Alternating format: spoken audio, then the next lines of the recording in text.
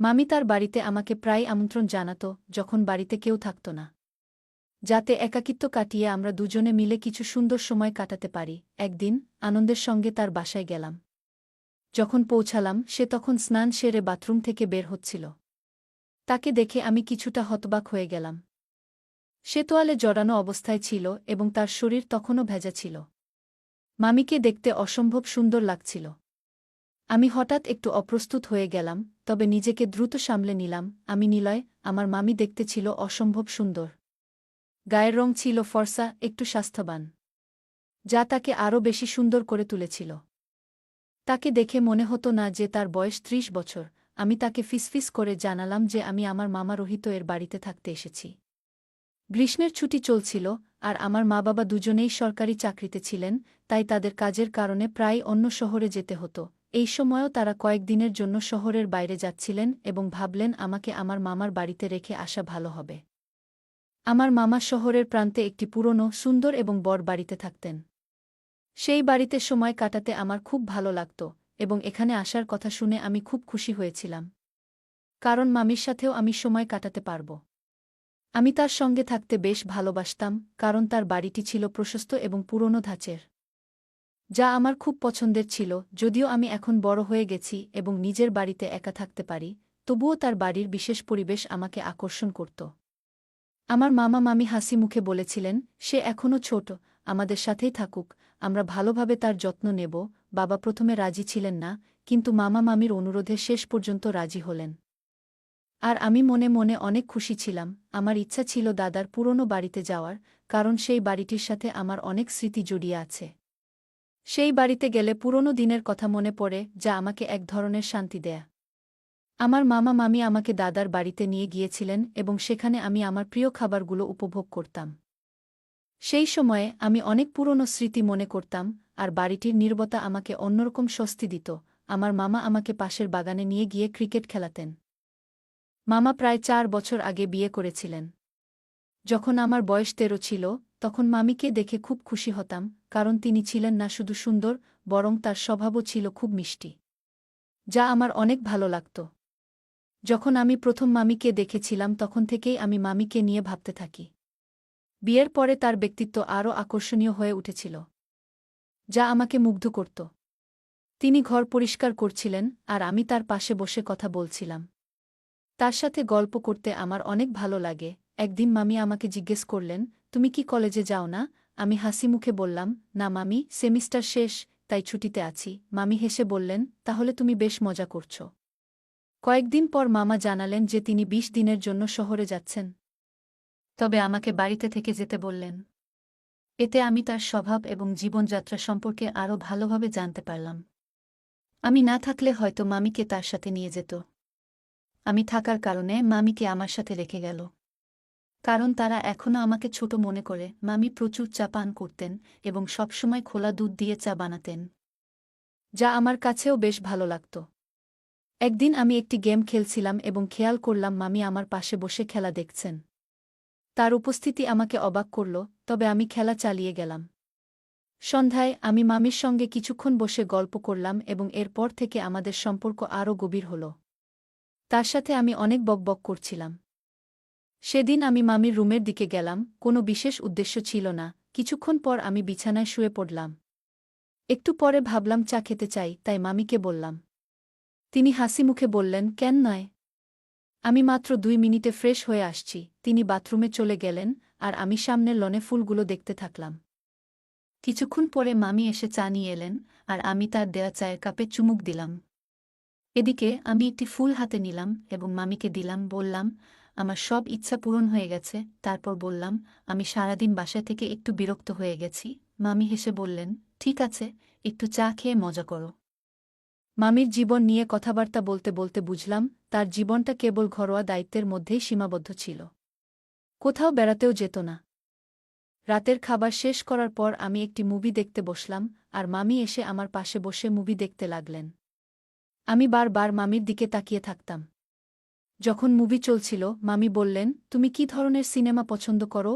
আমি উত্তর দিলাম, আর তিনি মুভির দিকে মনোযোগ দিলেন। একটু পর বললেন, তুমি কি অন্য কোনো মুভি চালাতে পারো? আমি একটি ইন্ডিয়ান মুভি চালিয়ে দিলাম আর আমরা দুজনেই চুপচাপ মুভি দেখতে থাকলাম। মুভি চলাকালীন মামি আরাম করে বসেছিলেন আর আমি তার দিকে তাকিয়ে দেখলাম যে তিনি মুভিতে মগ্ন, আর আমি তার দিকে তাকিয়ে থাকলাম। আমার তাকিয়ে থাকা দেখে মামি মুচকি হেসে বললেন, তুমি এতদিন ধরে কাউকে দেখোনি, তাই না? আমি হেসে বললাম, হ্যাঁ, ঠিকই ধরেছ, এত সুন্দর মানুষ হতে পারে, এই রকম মানুষকে আমি এর আগে দেখিনি মামি। মামি একটু লজ্জা পেলেন। মামি মজা করে বললেন, তাহলে একটু রিল্যাক্স করো, মুভি উপভোগ করো, আমাকে দেখা বাদ দেও। আমরা মুভি দেখতে দেখতে সময় কাটালাম, আর এর মধ্যেই অনেক কথাবার্তা হলো। মামির হাসি মুখে কথাগুলো আমাকে ভাবায় জীবনের ছোটখাটো আনন্দগুলো আসলে কতটা মূল্যবান। মামির সাথে কাটানো সময়গুলো আমাদের সম্পর্ককে আরও দৃঢ় করছিল। মামি অনেক হাসিখুশি ছিল আমার সাথে। আমরা একসাথে সময় কাটাতে গিয়ে একে অপরকে আরও ভালোভাবে বুঝতে পারছিলাম। মামি বুঝতে পেরেছিলেন যে আমার মধ্যে একটা নির্দোষতা আর দুষ্টুমির মিশেল রয়েছে, এবং তিনি তা উপভোগ করছিলেন। এভাবেই আমাদের সম্পর্কের মধ্যে নতুন এক উষ্ণতা এবং বোঝাপড়ার সৃষ্টি হচ্ছিল। দিন দিন মামিও আমার প্রতি দুর্বল হচ্ছিল। আমার সাথে সময় কাটাতে তারও এখন ভালো লাগতে শুরু করেছে। একদিন রাত 10টার দিকে মামির মোবাইলে একটা ফোন এলো। তিনি ফোনটা নিয়ে তার রুমের দিকে চলে গেলেন। আমি তখন মুভি দেখছিলাম, কিন্তু মুভি শেষ করে টিভি বন্ধ করার সময় মামির রুম থেকে তার কণ্ঠস্বর শুনতে পেলাম। তিনি ফোনে বলছিলেন, আমি তোমাকে অনেক মিস করছি। তার কণ্ঠে একটা অনুভূতি ছিল যা আমাকে একটু বিস্মিত করল। জানি সেটা মামকেই বলছিল। মামি মামাকে অনেক মিস করছিল হয়তো। পরদিন সকালে ঘুম থেকে উঠে রান্নাঘরে গেলাম। মামির রুমের দরজা বন্ধ ছিল। বুঝলাম তিনি এখনও ঘুমাচ্ছেন। মনে হয় রাতে মামার সাথে অনেকক্ষণ কথা বলছে ফোনে। আমি নাস্তার জন্য কিছু স্লাইস গরম করছিলাম, তখন মামি ঘুম থেকে উঠে বাইরে এলেন। তাকে একটু ক্লান্ত মনে হচ্ছিল। তিনি হেসে বললেন, আমি রাতে ভালো ঘুমাতে পারিনি, তাই দেরি করে উঠেছি। মামিকে বললাম, রাতে মনে হয় ফোনে মামার সাথে অনেকক্ষণ কথা বলছিলে, তাই না? মামি একটু লজ্জা পেয়ে কিছু বলল না। আমি হেসে বললাম, কোনো সমস্যা নেই। আপনি নাস্তা করতে চান? আমি আজ আপনার জন্য নাস্তা তৈরি করে দেব। মামি হেসে সম্মতি দিলেন এবং ফ্রেশ হতে চলে গেলেন। আমি নাস্তা তৈরি করতে লাগলাম আর ভাবছিলাম কিভাবে তার দিনটা একটু বিশেষ করে তোলা যায়। কিছুক্ষণ পরে মামি এসে নাস্তা দেখে মুচকি হাসলেন। মামি বললেন, তুমি যা বানাও সেটা নিশ্চয়ই ভালোই হবে। আমি উত্তর দিলাম, এই নাস্তাটাই আজকের দিনের সবচেয়ে গুরুত্বপূর্ণ অংশ। আমরা দুজনেই একসঙ্গে নাস্তা করলাম এবং মামির মুখের হাসি দেখে আমার মন ভরে গেল। মনে হলো আমাদের সম্পর্কের মধ্যে নতুন একটা অধ্যায় যোগ হল। আর আমি চাচ্ছিলাম মামি আমার মনে কথা বুঝুক।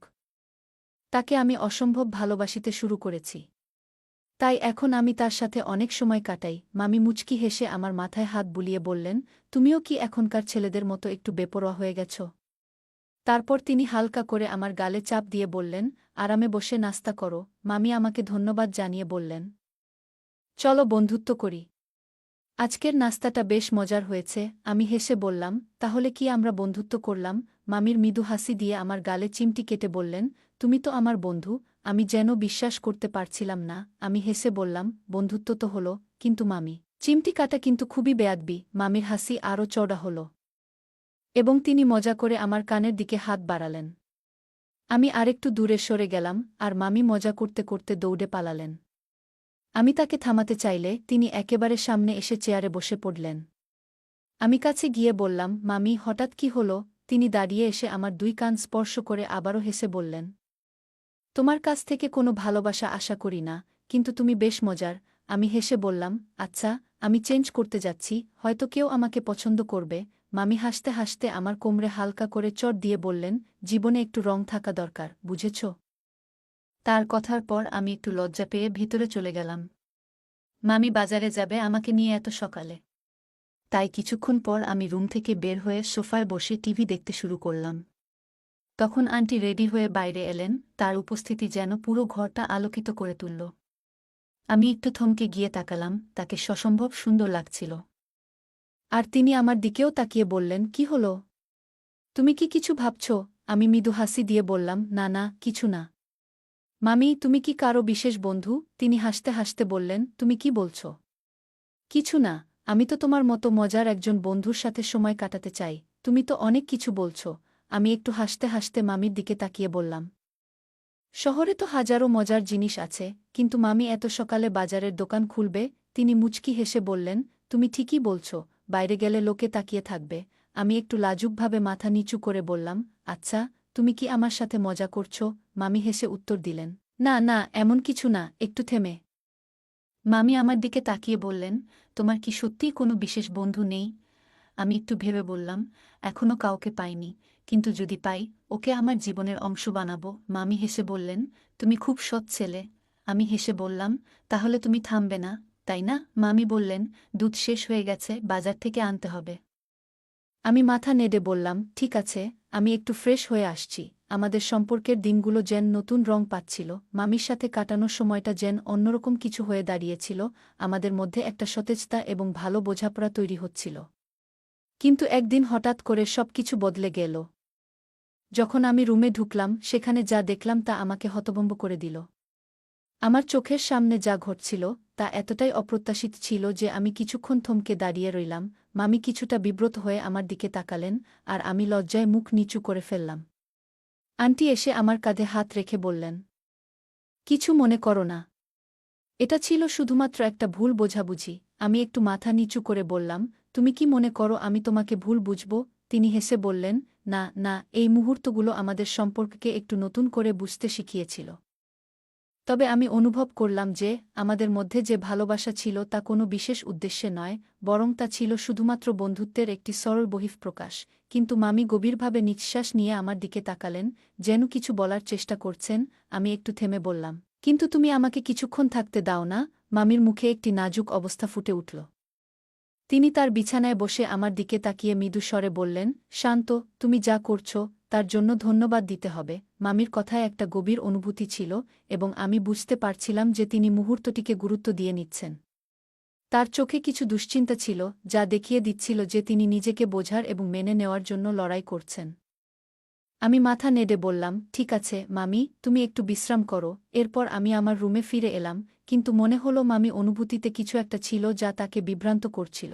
কিছুক্ষণ পর মামি ফ্রেশ হয়ে আমার কাছে এসে আন্তরিকভাবে ক্ষমা চাইলেন। আমি তখন তার প্রতি আরও যত্নশীল হয়ে উঠলাম। বুঝতে পারলাম যে তিনি তার একাকিত্ব কাটানোর জন্য কিছুটা সাপোর্ট খুঁজছেন। আমি তাকে মানসিকভাবে সমর্থন দেওয়ার চেষ্টা করলাম, যাতে তিনি একা না বোধ করেন। এই সময়গুলো আমাদের সম্পর্ককে আরও দৃঢ় করে তুলল। মামির অবস্থা এবং তার মানসিক সংগ্রাম আমাকে শিখিয়েছিল যে জীবনের প্রতিটি মুহূর্তকে মূল্য দিতে হবে। আমি বুঝতে পারলাম আমাদের প্রিয়জনদের সাথে সময় কাটানো কতটা গুরুত্বপূর্ণ।